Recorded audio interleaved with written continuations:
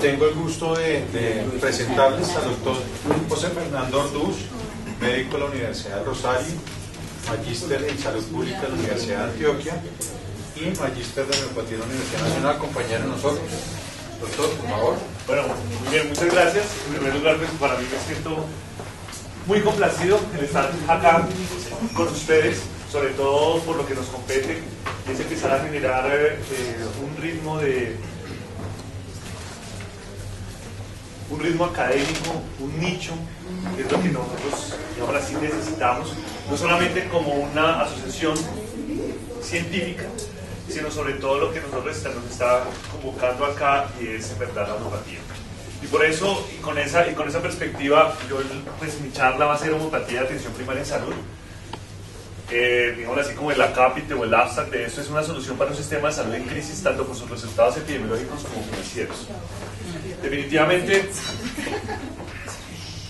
la charla la vamos a dividir en tres grandes grupos. El primer grupo les quiero hacer una breve información, una contextualización de cómo estamos en el mundo desde el punto de vista de salud de enfermedad. Cuando estamos hablando de salud de enfermedades, básicamente de qué nos estamos muriendo, porque eso sí podemos tener certeza a nivel de estadísticas del mundo. Lo que sí es cada vez más difícil es saber de qué nos estamos enfermando, porque la dificultad de la recolección del dato. Pero de esto ya podemos empezar a inferir cosas. Esos datos de la primera parte, que bueno, son estadísticas que más bien yo se los voy a contar, y pues, ustedes lo tienen en la diapositiva, más bien si quieren yo después los podemos hacer pues, para que todo el mundo lo tenga, porque es sumamente importante. Este estudio es de datos oficiales de la Organización Mundial de la Salud del 2008, que se llama Carga Mundial de la Enfermedad. ¿Qué quiere decir carga mundial de la enfermedad? Para los saludistas es simplemente un término en el cual nos damos simplemente cuánto una enfermedad puede estar influyendo en la salud de una población. Y su mayoría la estamos midiendo a través del número de muertes.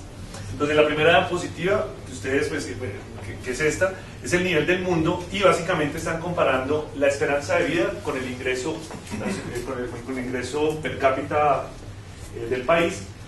Y lo empiezan a agrupar. Básicamente, ¿qué es lo importante de esto? Es que si yo nazco, por ejemplo, acá en estos países de gran ingreso, la expectativa de vida, estamos hablando de son 79.4 años aproximadamente. El ingreso per cápita es anual de $31.000, ¿sí? Pero ¿qué es lo que pasa? Por ejemplo, supongamos si yo nazco en Colombia, aquí toman Latinoamérica, y la esperanza de vida ya, en lugar de ser 79 años, ya se empieza a disminuir a 71 años. ¿Y qué es lo que pasa cuando yo nazco, por ejemplo, en África? En África yo nazco y allí yo tengo la expectativa de vida de 49 años. ¿Sí? Eso estamos hablando que son grandes grupos poblacionales, pero hay una diferencia. ¿Y eso qué quiere decir? Que en el mundo, a pesar de que estamos en pleno siglo XXI, hay una gran inequidad. Ese es un primer concepto muy importante, ¿cierto? Que quiero que ustedes empiecen a puntualizar. Inequidad en el mundo. Y eso lo estamos reflejando simplemente con un indicador grueso de población, que es de cuánto es la expectativa de vida, perdón, para recordar. La expectativa de vida es la probabilidad de años que yo tengo que vivir, o que yo voy a vivir, cuando nazco en un determinado país. Más o menos en este momento en Colombia, nuestra expectativa de vida está aproximadamente en 74 años. Bueno, simplemente aquí cogieron el número de muertes en todo un año del mundo. Estos datos son, el informe fue en el 2008 y son datos del 2004. ¿Cuáles más o menos los rangos etarios? Aproximadamente la mitad fueron mayores de 60 y después se empiezan a dividir. De 15 a 59 años un 28%, de 0 a 4 años un 18%. ¿Qué es lo importante? ¿Por qué les puse esta diapositiva? A propósito, es porque pues uno diría, pues es obvio que pues a los 60 años pues cualquier persona pues, ya tiene mayor probabilidad de morir. Pero miren esto, un 18% de 0 a 4 años, niños en el mundo, estamos hablando del mundo, se están muriendo. Y ahí es cuando uno empieza a tocarse su corazón, porque cuando estamos hablando de más o menos aproximadamente de 10 millones, ¿sí? Estamos hablando de que casi es un 20% de nuestra población de Colombia. Y eso es algo muy grave. Y por ejemplo, para la salud pública, uno empieza a tratar de dividirlas en grupo de enfermedad. Ya vamos a empezar a tratar de desglosar cuáles son las causas de esas muertes que vimos anteriormente. Entonces, hay tres grupos. Hay un primer grupo de todas son las enfermedades transmisibles, con las enfermedades maternas o materno-perinatales y las condiciones nutricionales. Ese se va a llamar el grupo 1. Grupo 2, todas las enfermedades crónicas no transmisibles. Y número 3, todo lo que tenga que ver con trauma. Entonces, ahora observemos. El primer grupo, aproximadamente, de enfermedades infecciosas, ¿qué es lo que uno empieza a tener como que uno se imagina? No, pues si nosotros estamos viviendo lo que es África, todos los países no desarrollados, bueno, pues eso tiene que ser enorme. Pues ni tan enorme. Un 30% de toda la mortalidad mundial se debe a este grupo de enfermedades. Ok, 60% crónicas no transmisibles, eso más o menos lo sabemos. Y miren, un 10% todo lo que es trauma. Y aquí observamos, el azulito oscurito son los hombres y lo clarito son las mujeres. Fíjense, uno siempre como que dice, no, es que los hombres son los que se están muriendo de enfermedades no transmisibles. Y fíjense que ahí es al contrario, las mujeres.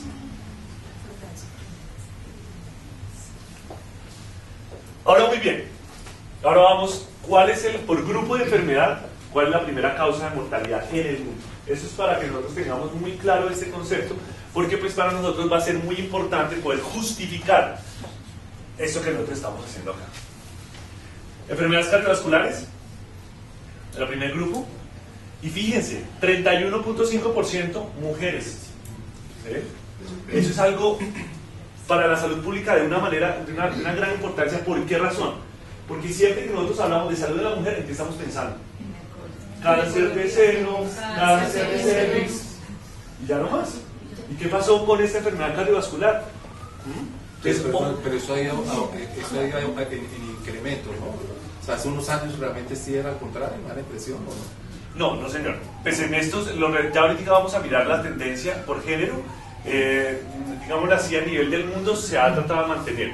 ¿Por qué razón? Porque en teoría los hombres están muriendo más por otras causas que son debidas a la violencia, por trauma, ya sea accidente de tránsito o agresión. Pero lo que pasa es que ese es el tipo de conceptos que tenemos que empezar a aprender a desmontarnos a través de la luz de la evidencia científica. ¿Sí? La Asociación Colombiana de Cardiología hace 2 años hizo un estudio, simplemente cogió un muestreo poblacional a nivel de todo el país y llamó a mujeres, haciendo una investigación aleatoria, representativa, y empezó a preguntar a las mujeres que cuáles eran las principales enfermedades que le atacaban a la mujer. Y en quinto lugar aparecía la hipertensión arterial. De resto aparecían otro tipo de enfermedades, que la obesidad, que la parte del cáncer, que es lo que siempre hemos tratado de nosotros de puntualizar. Bueno, siguen las infecciones, cánceres, etc. Pero vamos a seguir porque si no, ya se me acaba el tiempo. Esto simplemente para mostrarles que cuáles son de esas cada vez las categorías, tratando de deslegar un poco más. La enfermedad isquémica cardíaca, ¿sí? La segunda, la enfermedad cerebrovascular, las infecciones, tercero, las infecciones respiratorias bajas, el cuarto lugar, el EPOC, y entonces ahí es cuando uno empieza a meterse y dice, miércoles, tabaquismo, etc. Bueno, y ahí las demás. Y en países de mediano ingreso, que nosotros ya somos un país de mediano ingreso, son estas: enfermedad cerebrovascular, enfermedad isquémica cardíaca, el EPOC. Entonces, ¿qué fue lo que yo hice? Bueno, eso fue lo que hicimos en el 2008 con datos del 2004, porque como estamos hablando de todo el mundo, entonces eso conseguir, para hacerle el informe pues es bastante dispendioso. Conseguí los datos del 2001, simplemente en progresión de la enfermedad. Ojo que también esto es absolutamente importante. 2001, 2004. Estamos hablando de millones de muertes. Entonces, por el cáncer en el 2001 hubo aproximadamente 5 millones de muertes. ¿Ok? Y en el 2004 hubo un incremento a 7.5 millones de muertes. Entonces fíjense que solamente ahí con esta información, ya después vamos a detallar las siguientes, es que estamos en una tendencia al aumento de las enfermedades, y sobre todo enfermedades crónicas, cáncer, enfermedades cardíacas, enfermedades respiratorias. Por ejemplo, mire, todas las enfermedades cardíacas de 13 millones aumentó a 17 millones. O sea, ¿qué quiere decir esto? Que a pesar de los avances desde la alopatía, con todo el respeto y maravilloso que cada vez estemos descubriendo más medicamentos, o que cada vez estemos afinando mejores los métodos diagnósticos, la enfermedad sigue en aumento. O sea, es decir, no le estamos haciendo ni cosquillas, ¿cierto? Entonces, ahí hay otra cantidad de factores que es una de las cosas por las cuales nos estamos aquí convocando y por la cual estamos sentados aquí comprometidos un sábado, de nuestra familia, de nuestras cosas. Y esta es una de mis favoritas. ¿Por qué? Esta ya es una diapositiva, les los voy a contar simplemente. Y es de las enfermedades que más está produciendo discapacidad en el 2004 y cuáles, según, desde el punto de vista estadístico, en el 2030 va a producir más discapacidad. Entonces, simplemente, la primera son las infecciones respiratorias bajas. O sea, en el 2004, una de las enfermedades que más produjo discapacidad y todo eso, las enfermedades respiratorias bajas. Si nosotros miramos los estadísticos y todo eso, miramos para el 2030, adivinen cuál va a ser la primera causa de discapacidad. Trastornos depresivos unipolares. Eso es muy coherente con lo que nosotros estamos viviendo en el momento. ¿Por qué? Porque estamos viviendo ansiosos. ¿Por qué? Porque hay menos tiempo. ¿Por qué? Porque estamos haciendo menos ejercicios, la dieta, etcétera, bla, bla, bla, bla. Entonces, claro, como yo dije, no, pues venga, yo les voy a tratar de argumentar muy bien lo que estamos hablando. Entonces yo lo que hice fue buscar el último informe de carga de enfermedad para Colombia, que fue publicado en el 2005 por la Universidad Javeriana y demás, y otros entes. Y miren, según los avisas, depresión mayor unipolar para las mujeres. Y para los hombres, cardiopatía hipertensiva, y miren la segunda, depresión mayor unipolar. Entonces, ¿qué es lo que pasa? Es que Colombia no somos ajenos a esta realidad mundial. ¿Ok? Entonces, ¿cuáles son la gran conclusión de esta primera parte? Es que estamos ante una magnitud que la enfermedad sigue en aumento.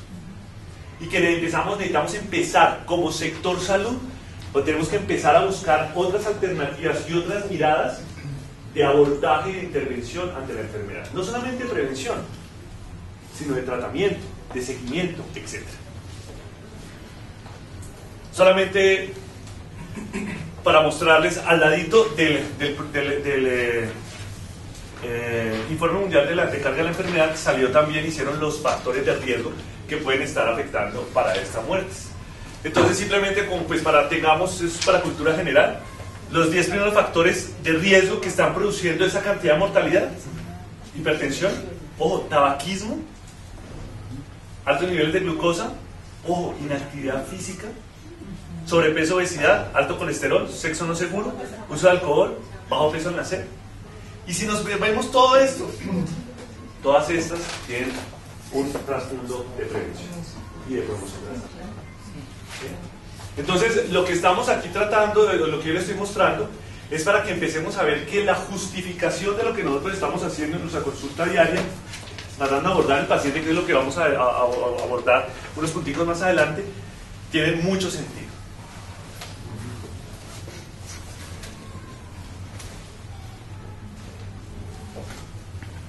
Y esa es una, pues como los estadísticos les gusta ser minuciosos y todo eso, ustedes ven lo azulito o lo moradito,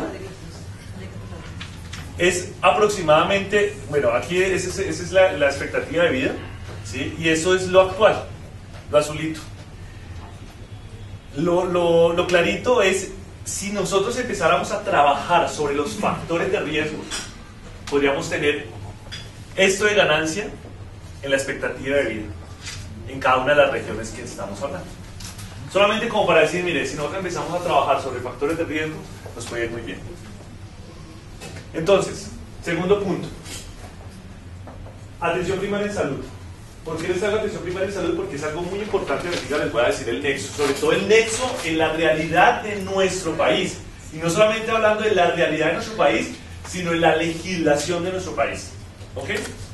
Al Informe Mundial de la Salud, es decir, la Organización Mundial de la Salud todos los años publica un informe mundial.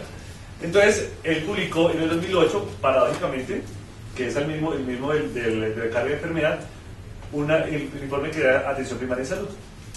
Y simplemente quiero, como para contextualizar también, 5 diferencias comunes en la prestación de la calidad de los servicios de salud. Y es, 1, Esto estamos hablando del mundo, no estamos hablando de Colombia, sino estamos hablando del mundo, ¿listo? Atención inversa. Las personas con más medios, cuyas necesidades de atención sanitaria casi siempre son menores, son las que más atención consumen, mientras que las que tienen menos medios y más problemas de salud son las que menos consumen. Preparada. ¿Sí? Estamos en un sistema que está pues, favoreciendo eso pues, para los que tienen mayor ingreso. Para el paciente que tiene un CA, ¿cuánto tiempo? El chiste ahorita con el presidente, etc. Bueno, se está más o menos estableciendo que el tiempo cuando se diagnostica una citología positiva y se estima en el actual sistema de salud que se tarda aproximadamente un mes hasta que ya llega a una solución definitiva por parte del ginecólogo. Más. Depende. 2 o 3. Está por 2 o 3. No, a nivel general. Porque se coge, claro, lo que pasa es que uno entonces empieza a mirar, no, es que en esta EPS es mejor y esta EPS es menos, sí, porque hay unas EPS que pueden estar funcionando mejor que otras, sí, que los programas de atención de es el promedio. Es el promedio. Sí. 2. Atención empobrecedora. Cuando la población carece de protección social y suele tener que pagar la atención de su propio bolsillo en los puntos de prestación de servicios, puede verse enfrentada a gastos catastróficos. Más de 100 millones de personas caen en la pobreza todos los años por verse obligadas a costear la atención sanitaria. Eso se llama el dinero de bolsillo, que eso fue lo que no se tuvo en cuenta en la planeación de ese sistema. ¿Cuánto le vale a una persona que tiene una EPS en régimen subsidiado? Simplemente una embarazadita para hacerse el diagnóstico del control prenatal de las pruebas propias del VIH.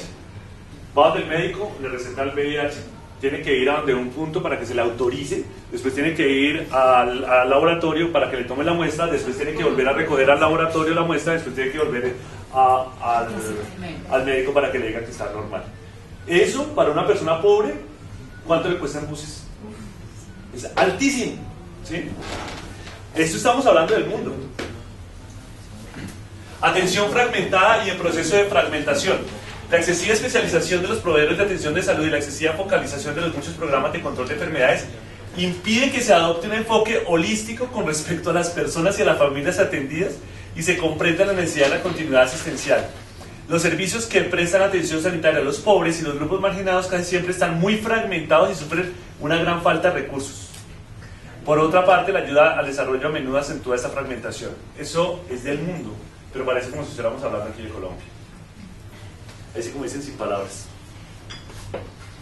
Atención peligrosa: cuando los sistemas no están diseñados adecuadamente y no garantizan las condiciones de seguridad y higiene necesarias, se registra una tasa alta de infección nosocomial, producen errores en la administración de medicamentos.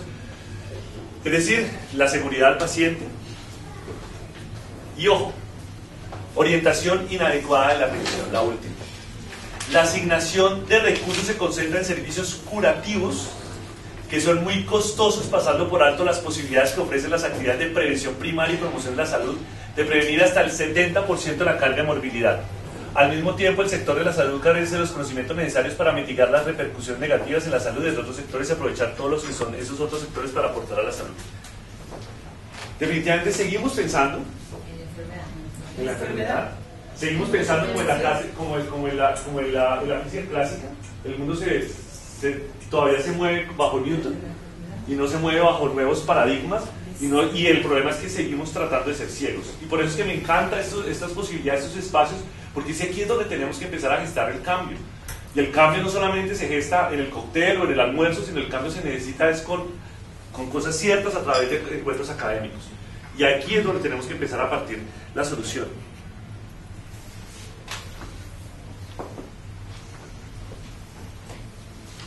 Voy a pasar rápidamente porque todavía falta una parte importante que es la ley 1438 del 2011. ¿Sí? Esa es la última reforma de ley, digamos así, del sistema de salud colombiano.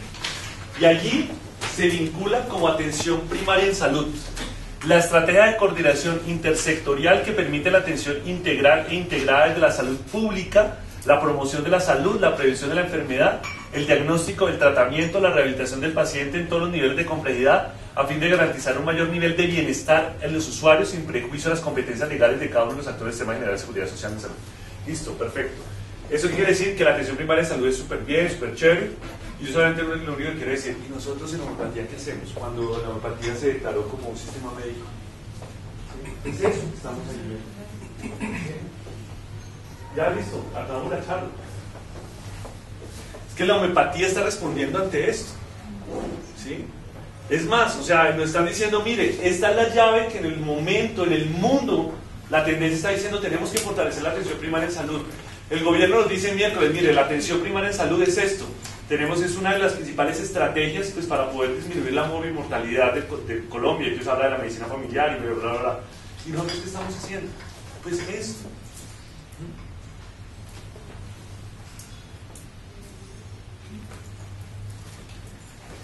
Entonces, ¿qué vamos a hacer? Enfocarnos en factores de riesgo, seguir mirando la enfermedad profesional cada vez.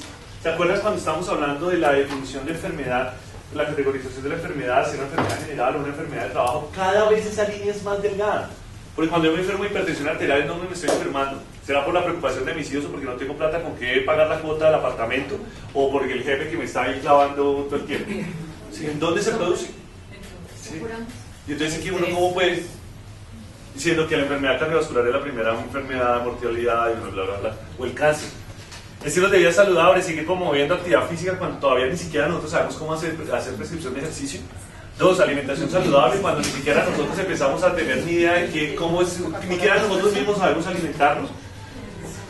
No dar tabaco, al uso de cara, drogas, etcétera, promover la salud mental, enfoque determinantes, y de pronto cuando empieza a revisar el organón, cuando empieza a mirar una cantidad de cosas que ya están dichas y que nosotros por netamente estar viviendo en otros paradigmas o estar viviendo en los paradigmas desconocemos, ahí es cuando empezamos a tener un poquitico, unir las piezas del rompecabezas para hacer una propuesta mucho más sólida, concreta y sobre todo efectiva ante la problemática, terrible problemática de salud que tenemos no solamente en el país sino en el mundo.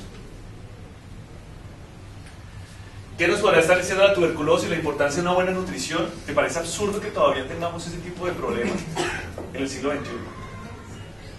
De vivir en espacios, la importancia de una buena nutrición, de vivir en espacios llenos de aire, de luz, hacinamiento, las enfermedades de transmisión sexual, ¿cuál es la importancia del sexo? Por ejemplo, el VIH. Para nosotros el problema, aparte de las enfermedades cardiovasculares para los saludistas, el problema más grande y difícil abordaje es el VIH, porque no es una enfermedad solamente transmisible, es una problemática social. ¿Sí? El abordaje de la sexualidad, el abordaje de la reinfección, la adherencia al tratamiento, bueno, etcétera. Wow. El cáncer, cómo vivo no solo mi cuerpo, sino mi ambiente relacional, mi relación, mi imagen, mi identidad. Las enfermedades cardiovasculares, cómo estoy viviendo mi vida, la estoy disfrutando o estoy cargando mi vida. Entonces, básicamente nosotros tenemos una historia. El sujeto, nuestra historia no puede ser meramente objetiva, no puede ser cosas que pasan, sino sobre todo una historia cualitativa de cómo nos pasa aquello que pasa. Eso es lo importante, no solamente importa quién se murió ni qué cirugía le hicieron a uno, sino cómo la vivió. Y eso es una de las cosas más maravillosas que nosotros tenemos. Nuestro interrogatorio, nuestra anamnesis. ¿Sí? Eso es uno de los valores agregados más importantes que nosotros pues, quizás podemos aportarle a un sistema de salud en donde ya cada vez, yo creo que nosotros nos están llegando los pacientes que ya están absolutamente hartos del sistema, hartos de que no se les estén escuchando, que están absolutamente cansados, diciéndole, no, es que ya no tengo, mejor dicho, me toca acudir a otras alternativas porque es que ya no estoy conforme. Inclusive hay pacientes que le dicen a uno, doctor, el cardiólogo, el superespecialista me informó de esto, me lo tomo, doctor. O sea, eso es una muestra de un sistema de salud absolutamente que está colapsando o está a punto de colapsar, no solamente desde el punto de vista de percepción de atención, sino en calidad, desde el punto de vista financiero, etc.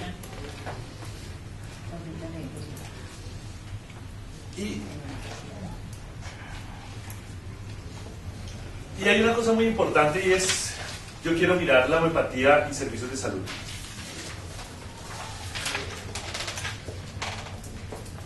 Es muy claro y es muy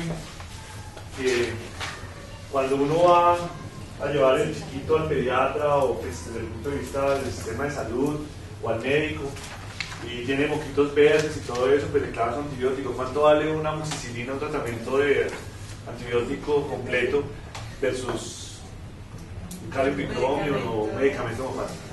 ¿Sí? Es obvio, o sea, es obvio que el costo es absolutamente mucho menor y es mucho más costo efectivo.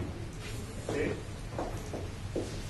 Y si entonces, y fíjate, yo puse ahí absolutamente voluntariamente y aposta, como diríamos, ese bajo costo, porque yo no puse bajo costo de qué, ¿sí? Bajo costo económico, bajo costo de tratamiento, bajo costo. Y una de las cosas que me parece más importante es esa percepción de mejoría del paciente cuando está recibiendo modafinil. Esa percepción del mejoramiento de la autopercepción de salud. O sea, me siento mejor. Y eso es algo que quizás es vital para volvernos a lo mismo, a un sistema de salud que está absolutamente, digamos así, descontrolado. Estamos hablando de una ira, de una EDA, estamos hablando de SEAS, estamos hablando, no solamente estamos queriendo decir que la homeopatía sea la panacea, sino que puede ser una muy buena alternativa para un sistema, para fortalecer un sistema de salud. Y volvemos a lo mismo, nosotros cómo somos vistos, simplemente en la mayoría de medicinas preparadas, que es donde pues, quizás nosotros podemos tener algún contacto con el sistema médico, con el sistema de salud, simplemente lo hacen como una forma comercial. ¿Por qué? Porque pues, que la medicina alternativa se tomó, digamos así, como las huestes de los sistemas de salud, entonces es un gancho. Entonces tenemos medicina alternativa, pero solamente tenemos una consulta aislada de medicina alternativa. Nosotros no dialogamos con él, no podemos dialogar, no tenemos sistema de referencia, contrarreferencia, etc. Entonces acá yo sí quiero como empezar a promover que uno de nuestros retos como tal y como una asociación científica es cómo lograr generar no solamente un espacio real, sino cómo empezamos a hacer un modelo mucho más integral de atención en salud. O sea, es un modelo de salud. Eso es lo que me parece más importante, que tenemos que empezar a trabajar y que tenemos que empezar a pensar. La intervención integral del ser humano, lo que nosotros estamos haciendo, ojo, la efectividad del tratamiento de síntomas mentales, eso me parece algo tan importante y que se conecta tanto con esa depresión bipolar que se va a presentar o que está presentando. Sí, eso para mí, la verdad, yo les voy a ser sincero, yo me metí a este cuento de homeopatía fue por esto, porque me pareció, cuando yo empecé a hacer tratado, cuando dije, oye, eso es una maravilla. ¿Sí? ¿Cómo? Sí, claro. Eso no. Y miren este otro punto, la alta adherencia al tratamiento. Eso es increíble. Por ejemplo, yo lo veo en los chiquis. En mi hijo, por ejemplo, uno le va a mostrar un Dolex y él de una vez la rechaza, y cuando le muestra el botelito del medicamento homeopático, eso abre la boca y súper tranquilo. Es como si supieran, sintieran que eso es una muy buena alternativa. O sea, es como si esto me sentara bien, ¿sí? Y eso es algo fundamental, sobre todo cuando vemos que existe un estudio muy interesante que solamente el 30% de todas las prescripciones de medicamentos se toman como deben ser. O sea, es una adecuada. Imagínense en eso. Propuestas. Básicamente, una de las cosas más importantes que venimos acá es eso, a proponer. Yo les vengo aquí a proponer cosas. Entonces, definitivamente, si intervienen pacientes y no enfermedades, eso me parece absolutamente, conceptualmente, me parece, desde Hipócrates estamos hablando de eso, pero parece como si no lo practicáramos. Seguimos practicando el concepto de paradigma de la enfermedad. 2. El concepto del proceso de salud-enfermedad, ese es otro de las diferencias, pero fundamentales y claras, y esos son conceptuales que necesitamos clarificar mucho más y nosotros tenemos que posicionar mucho más. 3. Inclusión de más variables para la toma de decisión en la terapéutica. ¿Qué tal es eso tan maravilloso? Historia de vida, no solo la historia clínica convencional. 4. La importancia del equilibrio del bienestar del terapeuta en la relación médico-paciente. O sea, eso es algo tan importante, nuestro propio equilibrio, nuestra propia salud, ¿cierto? Y es una maravilla. Por ejemplo, aquí Glorita ya sacó sus gotitas y todos nosotros estamos ahí. Ya se acordó que hay que ocultarle su mente. Miren esto, por favor, el tiempo dedicado al paciente. Miren, yo he tenido discusiones en los sitios de toma de decisión, Ministerio de Protección Social, etcétera, sobre todo el tiempo, porque entonces ellos dicen, no, es que nosotros ya tenemos todas las definiciones, es que usted puede tomar una decisión clínica en 12 minutos, 15 minutos. No, absolutamente es absurdo. O sea, seguimos pensando el asunto como una fábrica de zapatos. Y es que la medicina no puede ser una fábrica de zapatos, no se comporta como un negocio de producción, sino es una producción de servicios y es empezar una relación humana. Absolutamente. La no fragmentación del paciente, estómago, cabeza, no. O sea, ¿qué es lo que sientes?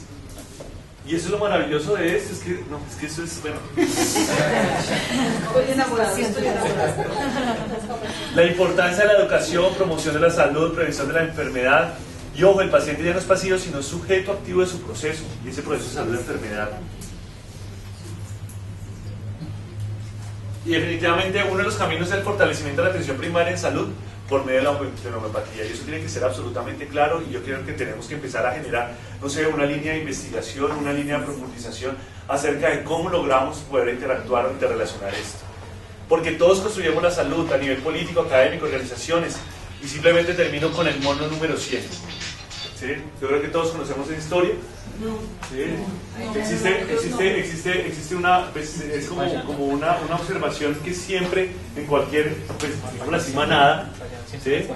siempre hay alguien que puede desarrollar algo que los otros no han desarrollado. Entonces dicen que es el mono número 100 que hace que desarrolló una herramienta y descubrió que el palito puede ayudarle a pescar un pescado. ¿Sí? Entonces eso hace que los demás, como un dominó, empiecen a aprender eso. Entonces, en ese momento lo que nosotros tenemos que empezar a hacer es eso, convertirnos en mono número 100, poder empezar a convencernos que eso que estamos haciendo no somos tan poquitos, sino que estamos ante una mina de diamantes o ante una solución verdadera, ante un sistema de salud que lo está pidiendo. Porque nosotros como médicos podemos tener pues tranquilidad porque pues nuestros familiares les van a estar relativamente bien atendidos. Pero el problema es que nosotros somos la representación de una minoría ante una mayoría que exige una mejor atención en salud y unos mejores resultados de salud, porque no solamente la atención en salud, sino los resultados de salud. Tenemos que empezar a hablar sobre resultados de salud, y ahí tenemos que empezar a mirar la investigación, entonces la homeopatía, y cómo estamos haciendo el ensayo clínico, y bueno, etcétera, bla, bla, bla, bla. Y todo esto para que podamos empezar a generar. Yo sueño con esto. Y es que tenemos que empezar a generar cultura. Y cuando estamos hablando de cultura, es simplemente el conjunto de prácticas en donde las prácticas estén apuntando a la vida, estén apuntando al disfrute, estén disfrutando a la integralidad. Bueno, esto es lo que yo les quería comentar. Esta es la biografía.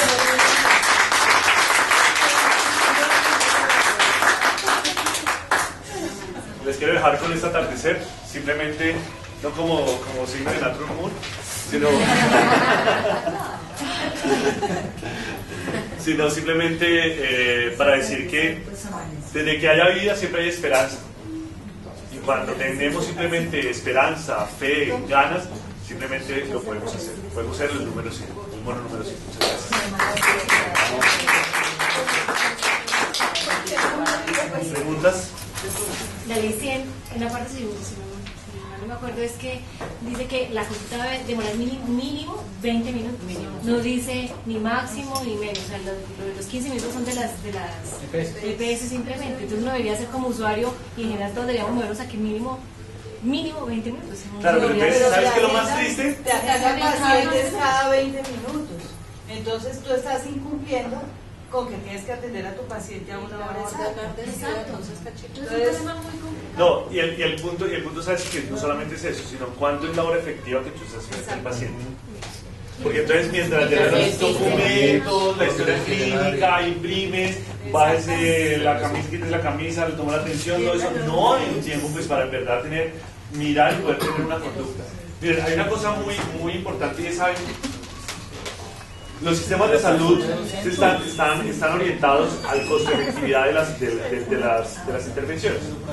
Y en cuanto a talento humano, estamos hablando que nosotros somos muy costosos para un sistema de salud solamente por una cosa. Y es porque nosotros podemos tener conductas que están formuladas, o sea, que están incluyendo la formulación, la prescripción de medicamentos. Porque eso puede alterar tu salud. ¿Sí? Entonces lo que nosotros, digamos así, dentro del sistema de salud, lo que nos hace muy costosos es porque nosotros podemos tomar decisiones que incluyan medicamentos. Una enfermera, fíjense que ella no puede prescribir ningún medicamento. Nadie puede prescribir excepto el médico, ¿cierto? Entonces de esa manera nosotros tenemos que tener tiempo pues, para poder mirar qué es lo que tenemos que estar administrando, ¿cierto? Y el problema es que ese tiempo cada vez es menor dentro de un sistema de salud que está primando el volumen más que la calidad. Entonces ahí eso es lo complicado dentro del sistema de salud. Por eso es que nosotros, ¿cuánto nosotros demoramos para escoger un medicamento?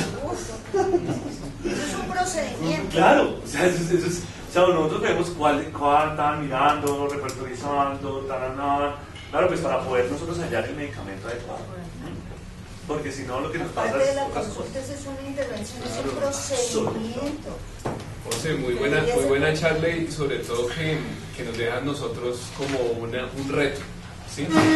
Y como hablaba esta mañana con el doctor Pedro, interesante que de aquí, esto ya de hecho es un logro muy grande. Sí. Lograr esta jornada nos está uniendo y va a llegar muy lejos. Y pienso que de aquí es una propuesta para que todos la pensemos y miremos a ver qué se puede hacer. Pasar a acciones.